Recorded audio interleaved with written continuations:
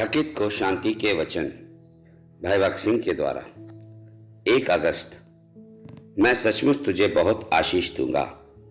इब्रानियों को लिखी पत्री 6वां अध्याय 14 आयत।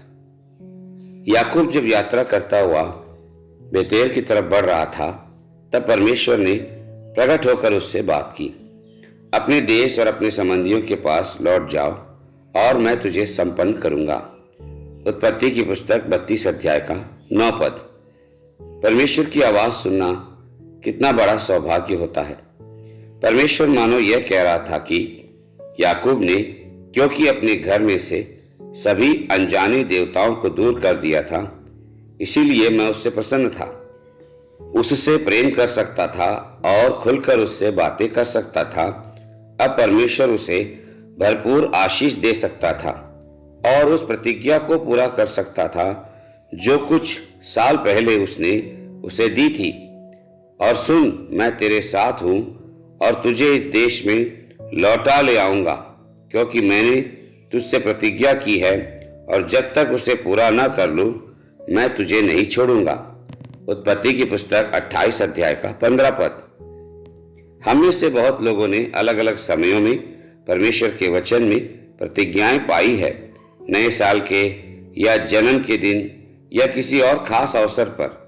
लेकिन आपके मामले में शायद आपको ऐसा लगता है कि परमेश्वर ने उसकी प्रतिज्ञाओं को पूरा नहीं किया है, या हो सकता है कि आपका मामला भी याकूब की तरह ही हो। पहली बात कि आपके जीवन में कोई अनजाना देवता हो सकता है, और दूसरा बात कि आप अभी भी बेतेल से दूर हों। इस बात से संतुष्ट ना हो जाएं कि बीते समय में आप अनेक आशीषें पा चुके हैं। याकूब के साथ भी ऐसा ही था, वो पहले ही आशीषें पा चुका था, लेकिन परमेश्वर उसे उससे बढ़कर देना चाहता था। परमेश्वर ने याकूब को इस्राएल कहा था, एक राजा, लेकिन 20 वर्ष बाद उसके व्यवहार को देखते हुए ऐसा लगता है कि वह अब तक एक भिखारी की ही मनोदशा में था।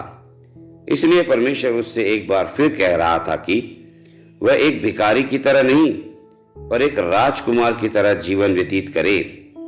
उस समय से ही वह एक राजकुमार की तरह चलना सीख गया। यह इस बात से साबित होता है कि उसने अपने घर में से सभी अनजाने देवताओं को निकाल दिए थे और वह बेतेल की तरफ बढ़ रहा था।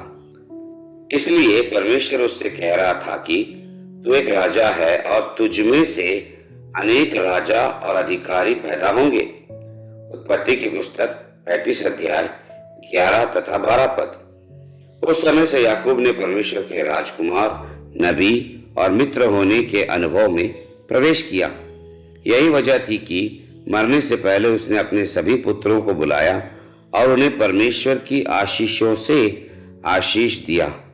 प्रभु ने याकूब से कहा, मैं सर्वशक्तिमान परमेश्वर हूं, फूलो फलो और बढ़ते रहो।